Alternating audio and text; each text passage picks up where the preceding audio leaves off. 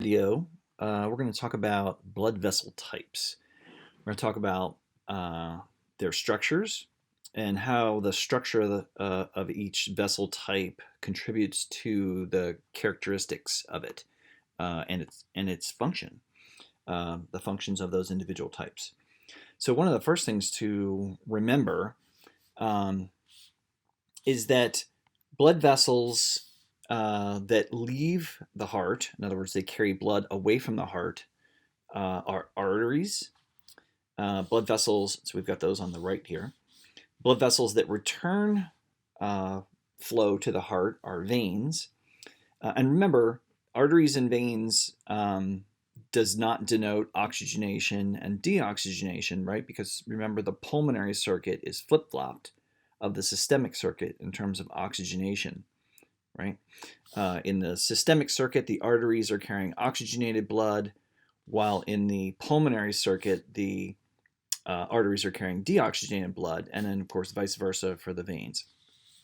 Between the arteries and the veins in either circuit are the capillaries, right? Those capillaries at the systemic tissues, the body tissues outside of the lungs, are delivering oxygen and picking up carbon dioxide, among other components. And then in the pulmonary circuit, the capillaries are supplying the alveoli, the air-filled sacs of the lungs, so that oxygen can be taken up and carbon dioxide can be given off. Essentially, the exact opposite of what's occurring at the systemic tissues. Okay, so let's start in the arteries. And actually, let's start being a little bit more generic. If we look at arteries and veins, capillaries are going to be a little bit different. Capillaries are down here at the bottom, right? Here are capillaries. Um, we'll talk about those in a minute. But arteries and veins have three consistent layers, and you can see those listed over here. The inner layer is called the tunica intima. I tend to call it the tunica interna. Um, the middle layer is the tunica media, and then the outermost layer is the tunica externa. A tunic is a layer, right? And so it's basically the internal layer, the middle layer, media, and the externa or external layer. Now, you'll notice there's a fourth label over here, the endothelium. All blood vessels are lined by a layer of epithelial cells, a single layer of epithelial cells called an endothelium. These are squamous uh, epithelial cells, which means they're flat, but they're found lining all blood vessel types and even the inside of the heart, right? So they're continuous throughout the entire circulatory system. And the endothelium is actually part of the tunica intima or the tunica interna. The other components vary basically vessel to vessel, right? So many times people will correlate the tunica interna with the endothelium, although sometimes there are other elements to that internal layer. Okay, so those are your three layers. Now let's look at the arteries and give sort of broad characteristics first. So we'll do arteries over here. Right. So one thing that we want to point out about the arterial side of the circuit is it is muscular, right? And remember that would be smooth muscle, right? And so that smooth muscle is always found in the tunica media layer, but the arterial circuit, arterial component of the circuit, is much more muscular. Now, having said that, the systemic circuit is more muscular than the pulmonary circuit, but you know, again, because there's much lower pressure in the pulmonary side, there's much less shunting because it's all going to one tissue. Shunting is a term that means sort of distributing blood to one region or another, right? Well, all the blood in the pulmonary circuit's going to the lungs. You know, there's shunting between regions of the lungs to a degree. But it's not usually as dramatic as it is on the systemic side. So again, the tunica media has this smooth muscle layer, And the purpose of that is this shunting, this ability to redirect blood flow. And we need to talk about how that happens, but in terms of the uh, characteristics that determine flow.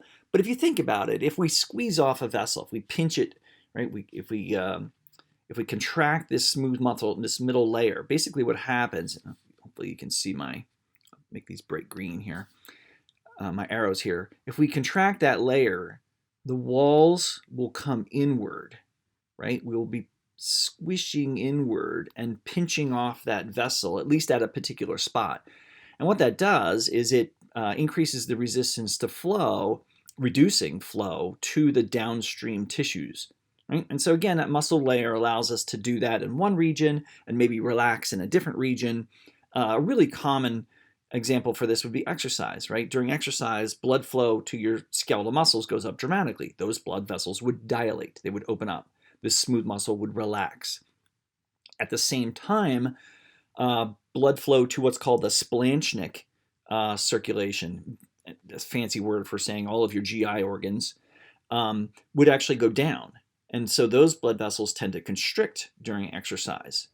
Right? And so again, we get this sort of ability to shunt blood to where we need more flow for tissues that are active and away from tissues that are intended to be less active as we, for example, exercise.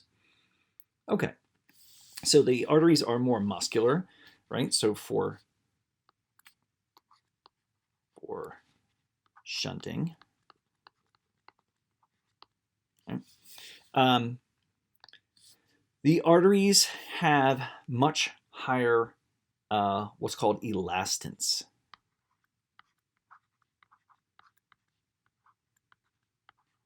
Right? And what this means is that they are elastic. The extracellular protein fibers found in the wall, again, many of them, some of them in the tunica media, but a lot of them in this outer tunica externa.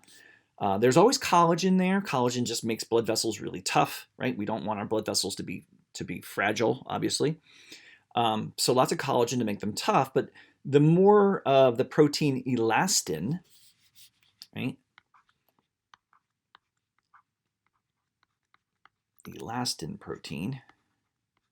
The more of that protein we have, the collagen makes them stronger. The more stretchy they are, essentially, the more elastic they are, and so it allows them to recoil in response to being distended, in response to stretching. Right, and so what that does is it tends to dampen the pulse pressure, and the pulse pressure is this difference between the systolic and diastolic pressure. So let me back up a hair. Right, remember our heart is an intermittent pump, right? It ejects blood and then it doesn't eject blood, and it ejects blood and it doesn't eject blood. Well, we don't really want blood flow to our tissues, downstream tissues, to be on, off, right? We want it to be more continuous. We need oxygen to be delivered continuously. So even though our pump is intermittent in terms of its ejection of blood flow to the downstream tissues is more continuous. And that's because this elastic property of the arteries tends to dampen the pressure changes that occur when the heart ejects blood and then it doesn't eject blood. So it keeps pressure from going too high during ejection, and that protects the vessels from really high and tissues from really high pressures, right? They distend, right, with ejection of blood into them. But then when blood is not being ejected, right, when the heart is in its relaxation phase and refilling, those vessels that were just distended recoil. That's the elastance bit. And by recoiling, what they do is they're squeezing the blood, right?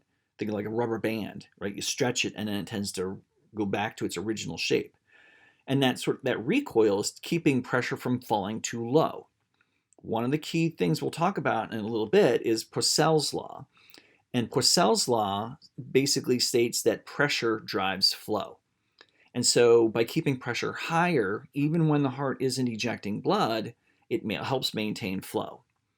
Right? Now, does flow go up and down, at least in the arteries, right? Maybe not in the capillaries, but in the arteries, does flow go up and down with pressure going up and down?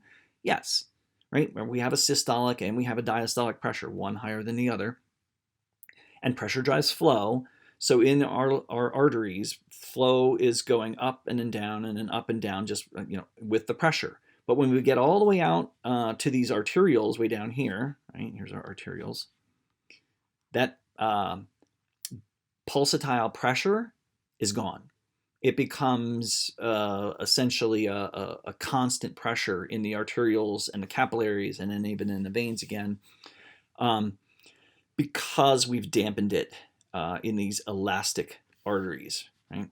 And so, having said that, so we were talking about generic qualities of arteries here, right? They're very muscular for shunting. They have elastance for dampening our pressure changes as the heart ejects blood and then doesn't. And that's primarily the job of these elastic arteries, the big arteries, right? They have muscle. We can get really big, broad scale shunting between like big groups of muscles and the entire GI tract, right? And so there are elastic arteries that can contract to a degree. The muscular arteries are much less about being elastic and much more about shunting, right? These are more about redistributing blood flow from one region to another. And that becomes or stays true as we go to even smaller arteries called arterioles. And so these are the arteries that are found right before the capillary beds, right? So if you look at down here at the bottom, right, we have this little tiny artery right here, right? And it's leading into the capillary bed. This is the capillary bed. Okay? And so, and again, that's where exchange is going to occur. That's the function of the capillaries, is exchange. Okay? We'll talk about their structure in a moment. But the arterioles do very localized shunting, right? See, they still have smooth muscle layer, and they do very localized shunting. Microscopic regions, as opposed to these muscular arteries or even elastic arteries doing shunting, which is much more broad scale shunting, right? Remember this, an elastic artery might be carrying blood to your entire arm or your entire leg, right? Whereas muscular arteries would be, carrying blood to separate muscles within that leg or separate structures within a region. And then arterioles, we're talking about really small, cubic millimeter types of regions that we can shunt blood around. That was when we talked about local control of blood flow, right? Remember, you don't perfuse all of your capillaries all the time. It's actually a very small fraction, but less than 10% of your capillaries are perfused at any given instant. So you have to constantly shunting blood back and forth through constriction and relaxation of these arterioles. Local control, right? The local environment is causing these blood vessels to constrict or dilate and adjust blood flow through the capillary bed. Okay, function of the capillaries. Well, let's go first with structure of the capillaries. The capillaries do not have the outer two layers. They basically are the tunica interna. It's an endothelial layer surrounded by the basement membrane, connective tissue. And the point behind that is, first of all, we're not shunting anymore, right? We don't need any smooth muscle. We don't need a lot of collagen because the blood pressure now has fallen dramatically. And again, we'll talk more about that in a subsequent video. But pressure falls the farther you go out the vascular circuit. And so when we get to the capillaries, we don't need to protect against high pressures. So we don't need that strong collagen layer on the outside. And what we do need is a thin wall, because much of the exchange across the capillaries is by diffusion. And diffusion is distance limited, right? Back to the video on diffusion, right? Distance is inversely proportional to the rate of diffusion, right? The greater the distance, the slower the diffusion. And so we want a very thin-walled, squamous layer of endothelial cells and not much else, really, right? Separating these blood vessels, the blood inside of them, and their oxygen and nutrients from the cells that would be right outside, right? The cells would be sitting out here, right, in a particular tissue, And we want our diffusional distance between the inside of that vessel and the cells outside to be very short. Okay, we'll come back to the difference between a couple different capillary types in a moment. If we go over to the veins, the venous half of the circuit, now we're just trying to get blood back to the heart, essentially. What are the key characteristics of veins? Well, one is that we're back to our 3 layers, right? In any medium to large size vein, we're back up to the 3 layers. Now notice we have a much thinner layer of muscle. Veins can contract, but they do so much less commonly and significantly than do arteries. And again, think about it. We do not need shunting to occur in veins. Shunting is when we're trying to redistribute blood flow to the tissue. When it's coming back from the tissue, back to the heart, right? Blood's going this way in these vessels, right? Over here, it's going this way. And so all we're trying to do is get the blood back to the heart. And the only reason for them to constrict, really, is if our blood pressure were to fall and we weren't returning blood flow to the heart fast enough, right? The blood was sort of getting stalled out here in the peripheral circulation. Well, then we squeeze these veins and squish the blood back to the heart a little bit faster, and it helps maintain blood pressure. Okay, that's called venoconstriction, as opposed to vasoconstriction that we talk about most of the time, right? When we talk about vasoconstriction, that was these green arrows I drew over here, right? Where we had these, I'm now making them blue, could see them a little bit better, right? That constriction is vasoconstriction,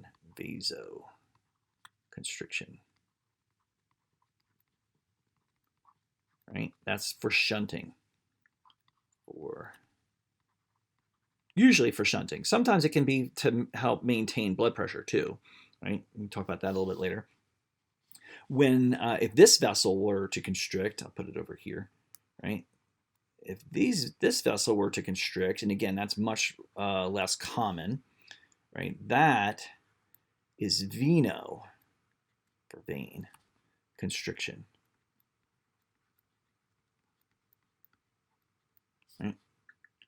That's for increasing venous return, right? Venous return to the heart, that is. Okay. All right. So our veins are, we'll say, less muscle, right? And the key quality they have is essentially the inverse of elastance, and it's called capacitance.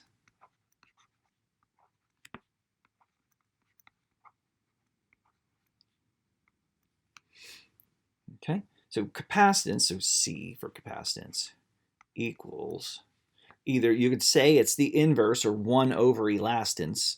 So in other words, if a vessel has high elastance, it has low capacitance, and vice versa. Okay, and that'll make sense in a moment, I hope. And again, only if you like equations, right? But this might help. Capacitance equals the change in volume, delta, right? The change in volume over the change in pressure, delta P, right? That's supposed to be delta. And so what that means is that if the idea behind this is that we want to have a small change in volume, right, on top here, for a given change in pressure, right? For capacitance to be high, we need to be able to have a large change in volume with a small change in pressure. What that means is that veins are distensible, right? Capacitance equals distensibility, if you will. Distensible. Right? Let me give you an example. So if you have a brand new balloon, right, and you try to blow it, you ever have this? You're trying to blow up a brand new balloon. It's really hard to blow up, right? It's like you can't get the air to go into it. That's because it's not been stretched out yet. It has high elasticity, right? It does not tend to give easily. Its capacitance distensibility is low, right? Remember I said they're inversely proportional. Blow up that balloon 30 times, right? Now when you try to blow it up, it's much easier to blow up. It's rubber, so it still has elasticity, but it now has a much less elasticity and more capacitance. It gives more easily. It distends more easily. That's what the vanes are for, right? And so think about this. Here's the rationale for it, the adaptive logic behind highly distensible vanes, right? We talked about elastance in arteries and how that dampens pressure. Why do we need capacitance in vanes? Well, your cardiac output at rest is 4 or 5 liters per minute. What if you start to exercise and it jumps to 25 liters per minute or even more, right? We're going to have enormous blood squished into these veins, right? Very rapidly as we start to exercise. We do not want the pressure there to go up dramatically, right? That would tend to, let's not get into the why. There's a lot of reasons why that would be bad, right? But in other words, we need to maintain high flow at low pressure in the veins, even when cardiac output goes up dramatically. Right? And the way we do that is the veins distend, basically. They blow open. If you've ever seen a lean person when they exercise, right, their veins sort of bulge outward, right? As their blood flow to their muscles and their limbs goes up, right? That's the distensibility of the veins. The pressure hasn't really gone up much. They've sort of opened up, right? Distended to allow this much greater blood flow to go through them, but the pressure really hasn't changed, right? And again, if the pressure goes up in these vessels, it'll upset the pressure gradient at the capillaries. This is sort of the quick rationale here. You get a sort of a back pressure in the capillaries that would rise, and that would oppose that capillary exchange that we talked about in a previous video. Okay, so that's the key structures and qualities of arteries and veins. Remember, we talked about the capillaries and how sort of the key function is exchange, both diffusive exchange, right? Again, we talked about that with the distance, little green cells I drew over here, right? But remember, there's also bulk flux exchange, which also requires thin-walled vessels that are highly permeable. Let's talk for a moment about capillary structure, because they're not all created equal. Okay, so let's make some space here.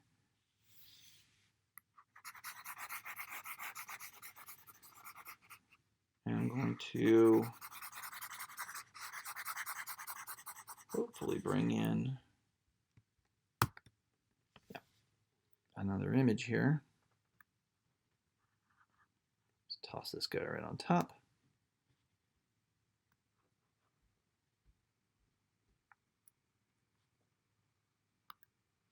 Okay.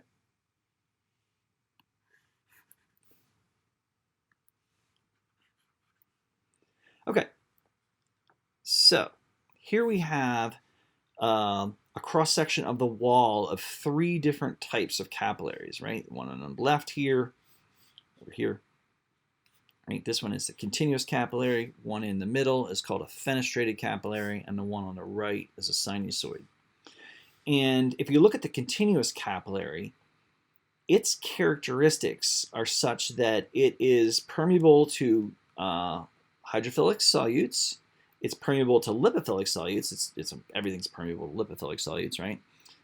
They go through membranes, but it's not permeable to. See this guy? That's one of our large solutes. That would be like a plasma protein, right? That's going to be reflected, if you recall. Remember the reflection coefficient? I laid this out previously. Is lowercase sigma. And so here the reflection coefficient would equal approximately, right? It's supposed to be an approximate sign. It's not looking like an approximate sign. Hold on.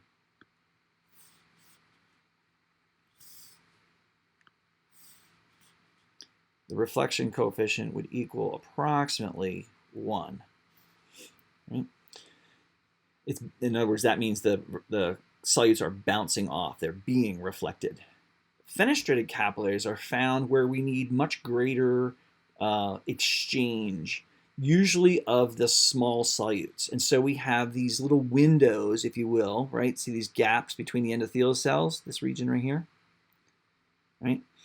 Usually they're spanned by like a protein mesh, basically because we still don't want the large solutes to go through, right? Here they are again. They're bouncing off the wall, right? Here it is. It's approaching the opening. Nope, can't go through. Trapped. Right? Remember, this is the blood over here. Right? That's the inside of the capillary. But the small solutes can move across much more readily. Right? So fenestrated capillaries are found in the GI tract and in the kidneys and other places where we, right, kidneys, we're going to move lots of stuff back and forth between a filtrate, basically, of blood sort of to produce urine. At the GI tract, right, we need to be able to move large amounts of nutrients into the bloodstream. Okay. And here the reflection coefficient is going to be less than 1, right? But not, I mean less than 1, but not dramatically less than 1. Let's say maybe it's 0.5, something like that. I'm making up a number here, but right, so it's less than 1, but it's certainly not 0. If we go over to the sinusoids, look at this, look at these gaps, right? So now we've lost our protein, sort of spanning proteins here that form a sort of like a sieve, right? That we had over here, this blue line I drew here, right? They're called protein diaphragms, okay? But now we have gaps between the cells, no protein diaphragms, and we have gaps in this line right here, this line, which is the basement membrane. So now there are just basically gaping holes in the capillary wall. Well, you have these types of capillaries where you really need to get larger things across the capillary. Think about this. The plasma proteins are not produced in the plasma. They're produced outside the bloodstream. How would they get in there? If all capillaries look like the continuous capillaries over here, you know, and the blood proteins are produced out here, how are you going to get them in there, right? I mean, you'd have to have some sort of active uptake mechanism. Well, guess what? The plasma proteins are made in the liver, and you have sinusoidal capillaries in the liver, and so those proteins can readily move from where they're produced by the liver cells into the bloodstream. Another example would be, so liver, right? Another example would be bone marrow, right? The red blood cells and white blood cells are not, again, produced inside the bloodstream. They're produced outside the bloodstream. How the heck could you get a whole cell into a capillary that doesn't have any gaps in it, right? And so bone marrow is another place where we need these very large openings to allow even cells to pass into, in that case, into the bloodstream, right? And so in order, the continuous are the least permeable, right? Again, highly permeable to small solutes, but very low permeability, reflection coefficient of 1. Low permeability to large solutes. Fenestrated, much higher permeability to small solutes than continuous. Still relatively impermeable to the large solutes, right? They're still mostly reflected, so that's why we're less than 1, but again, not near 0. 0 would be over here. So our sinusoids have a reflection coefficient equal to 0. Proteins go right through, not reflected at all. Okay? And again, we're going to find, when we talk about capillaries, we usually talk about the continuous because they're found in most locations, but it's going to be really important to understand that the fenestrated play a role in places like the kidney, right? That's probably our best example. And often in the GI tract, right, for our uptake of nutrients, greater permeability. And then the sinusoids at liver and bone marrow, where we need to move the really big things back and forth into, and sometimes out of the bloodstream, but usually into, right? The proteins, the oncotic solutes down here, and then red blood cells, right? And white blood cells, which I didn't draw. Okay.